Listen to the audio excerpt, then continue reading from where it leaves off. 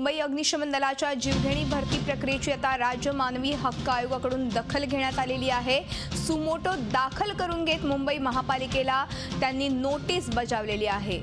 आपण बघतोय की ही नोटीस जी आहे ती 28 सप्टेंबर पर्यंत सविस्तर अहवाल देण्याचं ह्या नोटिसीमध्ये नमूद करण्यात आले। 19 फूट उंचीवरून उडी मारण्याचा निकष होता आणि झी24 तासच्या बातमीची ह्या आयोगानं अखेर दखल घेतलेली आहे। आणि एकूणच आपण या संदर्भात अधिक माहिती घेणार आहोत आमचे प्रतिनिधी कृष्णात पाटील यांच्याकडून। कृष्णात, आपण बघतोय की राज्य मानवी आयोगाकडून अखेर दखल घेण्यात आलेली आहे। एकूणच या प्रकाराची सविस्तर काय सांगाल? मुंबई महापालिकेची 774 फायरमनच्या पोस्टसाठी बोरिवली या ठिकाणी भरती सुरू होती। गेल्या 19 ऑगस्ट पासून ही भरती सुरू आहे, परंतु यामध्ये सुरुवातीलाच एक निकष आहे की मैदानी चाचणीमध्ये 19 फूट उंचावरून उडी मारायची, जी जम्पिंग सीट असते या जम्पिंग सीटवर।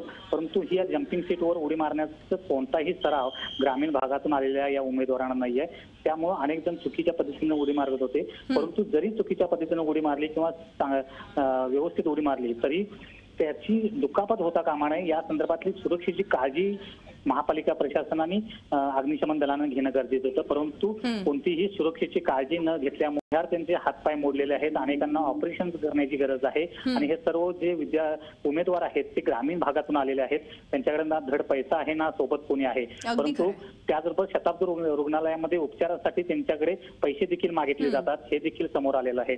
परंतु मुंबई महापालिका या संदर्भातलं कोणत्याही प्रकारची मदत त्यांना दिली जात नव्हती।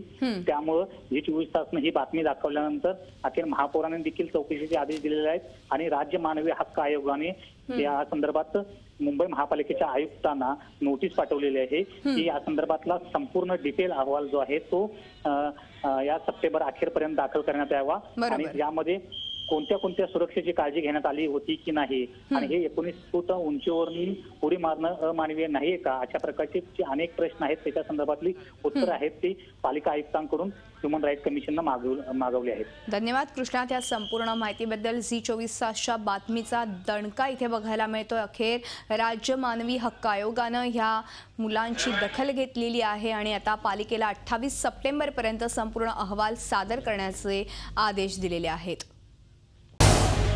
झी24 तास रहा एक पाऊल पुढे।